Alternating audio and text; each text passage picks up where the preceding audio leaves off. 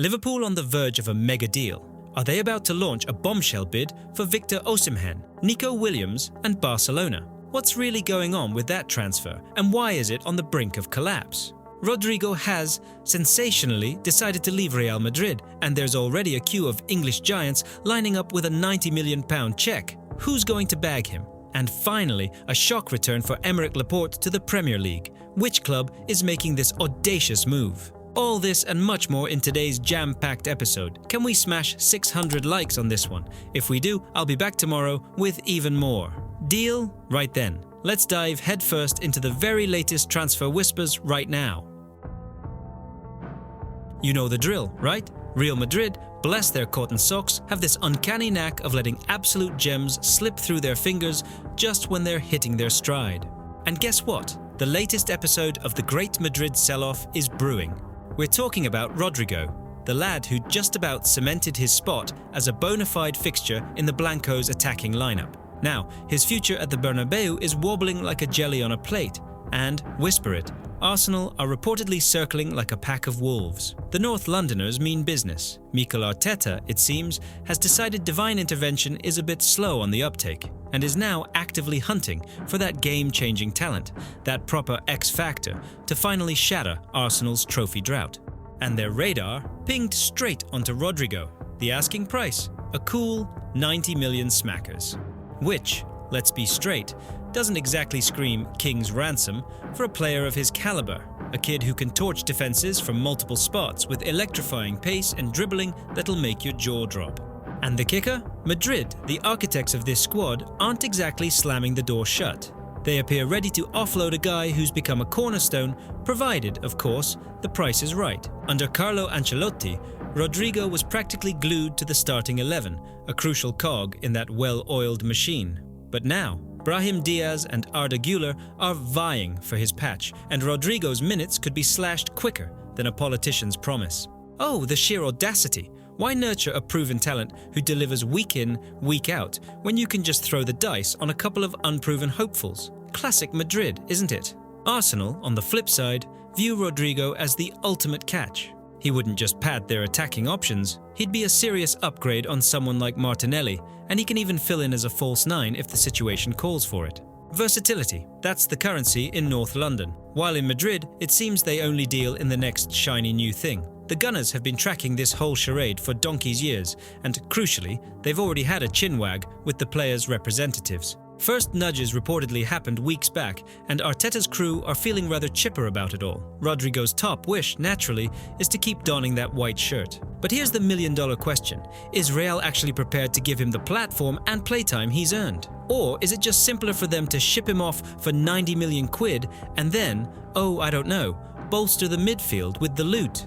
It smells like Madrid are just looking for any flimsy excuse to trim the wage bill and stuff their pockets, without giving a fig about the immense talent they're binning. Fabrizio Romano, for what it's worth, has put his stamp on it. Real will let Rodrygo walk, but only if he asks to leave. So, Rodrygo gets to be the villain, the traitor who deserted the club instead of Real, who are effectively booting a player out with their bizarre transfer shenanigans. Seriously, you couldn't make this stuff up. So, long story short, Arsenal look set to build their empire around Rodrygo.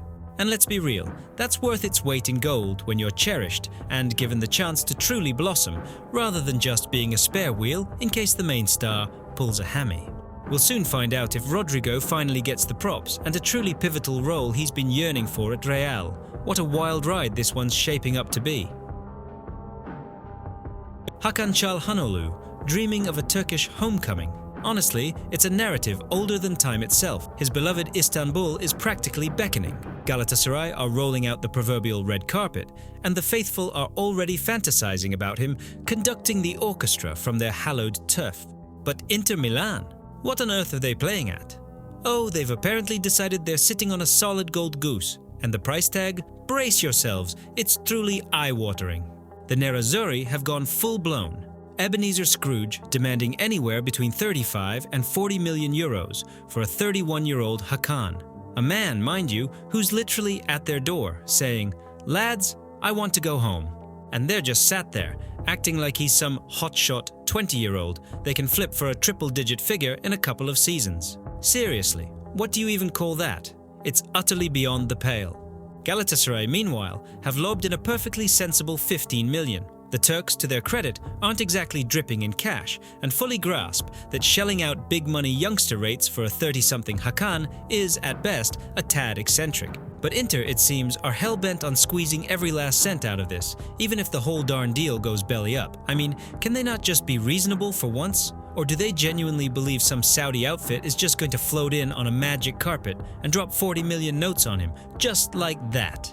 And HAKAN already given the nod. He's game for a 3-year stint with a jaw-dropping 10 million euros a season. The chap genuinely craves this switch because, and I quote, he's supported Galatasaray since he was a child. So, the only thing truly standing in the way is Inter's ludicrous demands. Now tell me straight, if this were a Premier League giant or some Saudi cash cow knocking, would Inter be playing such hardball? Or is this just a stubborn, we'd rather keep him collecting dust than let him go for a fair whack kind of stance? The grapevine whispers about a potential rendezvous somewhere north of 25, maybe even 30 million euros. That at least sounds like it resides somewhere in the realm of reality. But for now, the Italians are clinging to their 40 million like a drowning man to a life raft, as if the club's very solvency hinges on it. Only one question truly matters here. Who actually wins in this mess? HAKAN? Not a chance. Galatasaray? Nope. Inter? Probably not them either, come to think of it. So let's break it down. What's your take? Is this transfer actually going to see the light of day? Or will Inter's brassneck demands finally scupper the whole shebang? Hit the comments below and spill the beans. I'm dying to hear your thoughts.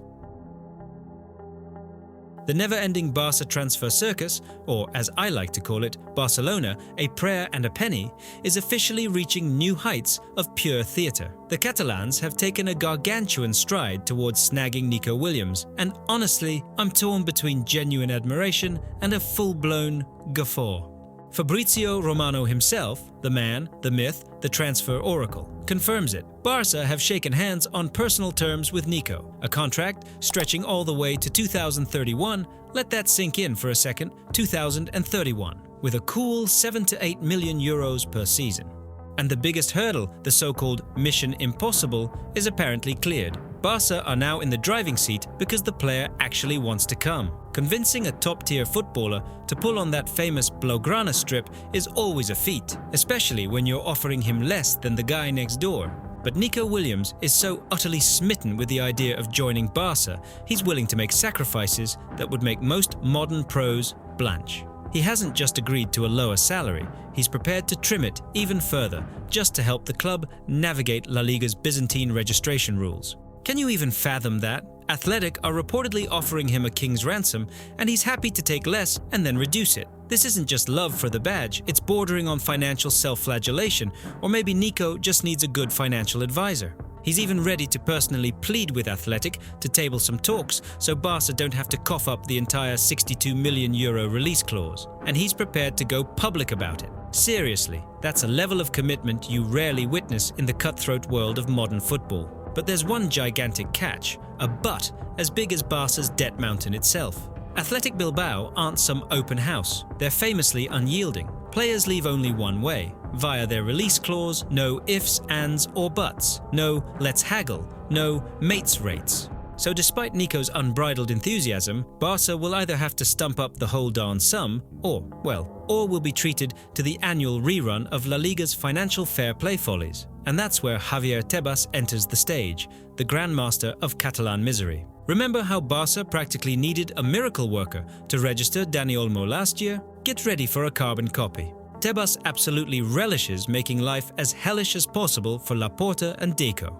It's no shocker that after Laporte's chirpy declaration about a signing coming soon, a not-so-subtle wink at Williams, Tebas immediately clapped back with, "Right now, Barcelona does not comply with the one-to-one rule. To register him, they have to do something. Not much, but something, and they know what it is." Sounds less like an official statement and more like outright mockery, doesn't it? So, while Nico Williams is poised to move heaven and earth for Barca, Laporte and Deco are going to have to pull every rabbit out of every hat they own. Otherwise, this dazzling Spanish talent might never get to grace the Camp Nou pitch.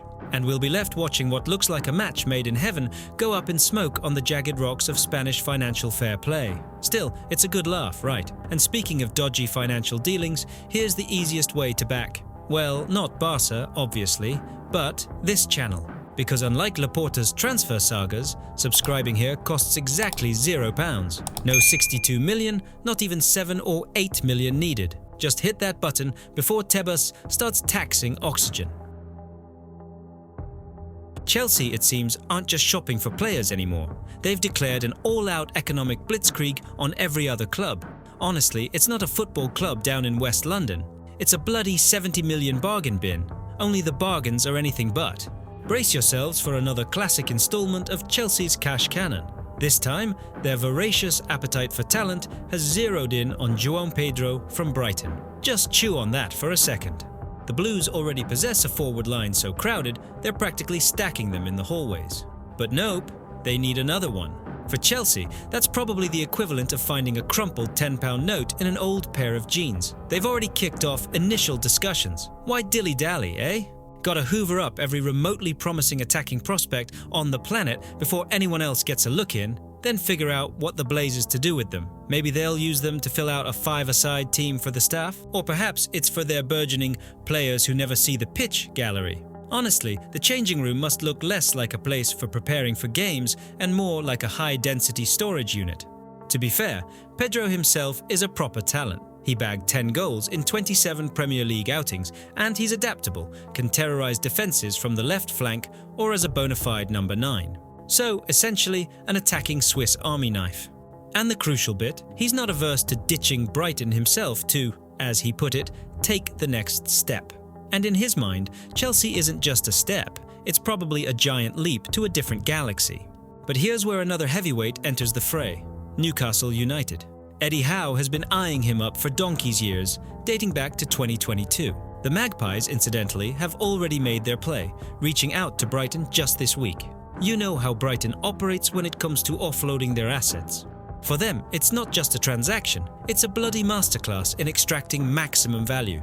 The Seagulls are probably popping corks as we speak, dreaming up ways to squeeze not 70, but a full 100 million out of Chelsea. Like, come on lads, you're practically printing money, so let's go big or go home. So, my dear connoisseurs of the transfer market, we've got a proper slugfest brewing between two clubs with pockets deeper than the Marianas Trench. Chelsea, that insatiable maw ready to devour anyone who can vaguely trouble the goalkeeper. And Newcastle, not far behind, but still, mercifully, clinging to some semblance of transfer sanity for now. Where do you honestly think Pedro is more desperately needed? At Chelsea, where he risks becoming yet another eye-wateringly expensive bench decoration, or at Newcastle, where he might actually get to kick a ball in anger? And, most critically, who's going to end up paying through the nose the most? Or maybe Brighton will pull a cheeky one and flog him off to some Saudi outfit for even more ludicrous money, while these two are squabbling like toddlers. I'm champing at the bit for your predictions and your most delightfully brutal comments on this one. The plot thickens, doesn't it? Liverpool aren't just scouting for a new forward. Oh no. It appears they're orchestrating a financial Houdini act so utterly brazen, even the ghost of Berlusconi would be offering a standing ovation from the afterlife. We're talking about Victor Osimhen from Napoli, the Nigerian beast who's been laying waste to backlines and tearing up nets with frightening regularity. Arne Slot, bless his new manager's heart, must have been forced to sit through Darwin Núñez's highlight reel. Or should that be lowlight reel, of shots sailing gracefully into orbit, and thought, right, that's it. We need a striker who can actually keep it between the posts for a change. Osimhen ticks every single box: raw speed, brute force, a genuine predatory instinct inside the 18-yard box, and a work rate that would put a pack mule to shame. In short, he's the quintessential antidote to finally alleviate some of the crushing burden on Mo Salah's shoulders. But here's where the narrative takes a delightful left turn, and trust me, it's about to get utterly unhinged. To pry Osimhen away from Naples, Liverpool are reportedly willing to offload Darwin Núñez. So, the Reds are apparently shipping out their resident footballing enigma, their 2-yard tap-and-miss extraordinaire, to bag themselves a bona fide goal gobbler. And to sweeten this already insane multi-club confection, Federico Chiesa, who, according to the whispers, has already given the thumbs up to a move to Naples, is being thrown into the mix. Word on the street is Antonio Conte is practically drooling at the prospect of this 2-for-1 special landing on his desk. I mean, who in their right mind would say no to a swap deal that lets them swerve paying Osimhen's hefty €75 million release clause in full? Pure alchemy, isn't it? Osimhen himself isn't exactly a pushover either. He demands Champions League football, and thankfully for Liverpool, they've punched their ticket. He's already reportedly told the Saudi sheikhs and their rumoured $50 million a year offers to take a hike. Clearly, Luka isn't his sole motivator. Or at least, not just Luka. The most bizarre twist in all this? Núñez, and seriously, am I the only one flabbergasted that someone actually wants him? And Chiesa have reportedly already given Napoli their resounding yes. All that remains is for Victor himself to give the crucial affirmative, and this deal promises to be one of the most utterly bonkers sagas of the summer. So, what's the verdict? Will Osimhen be tearing it up at Anfield next term, or is this entire sensational swap just another piece of summer transfer folklore destined to evaporate into thin air? Drop your thoughts in the comments below. I'm genuinely chomping at the bit to hear what you all make of this mind-bending proposition. Well. Appearing on the Gunners' radar like a mirage in the desert is what feels like the most utterly left-field defensive target yet, none other than Aymeric Laporte. The very chap who ditched the miserable English drizzle for a truckload of Saudi petrodollars at Al Nassr, and now it looks like he's restless? Or perhaps the desert heat has finally melted his resolve. This 31-year-old linchpin, who not long ago was orchestrating Manchester City's backline like a maestro, is now, according to AS, actively mapping out a route back to Europe's top-flight football. Clearly, endless piles of cash are swell and all, but the allure of genuine competition, Champions League nights, and footballing prestige is a whole different beast entirely. Word from the sand-swept streets is he's not exactly thrilled with his current gig, and his gaze is fixed firmly on a return. And crucially, he's only got a single year left on his Middle Eastern deal. And that's where Arsenal glide in. Mikel Arteta, as you well know, isn't just looking to freshen up his squad. He's aiming to fine-tune it for a truly formidable title assault. Laporte isn't merely an old hand at defending. He slots seamlessly into the Gunners' tactical blueprint as a left-footed central defender, perfectly capable of handing Gabriel a much-needed breather or even deputizing for Saliba. He's a winner, he's seen it all, done it all. Pressure?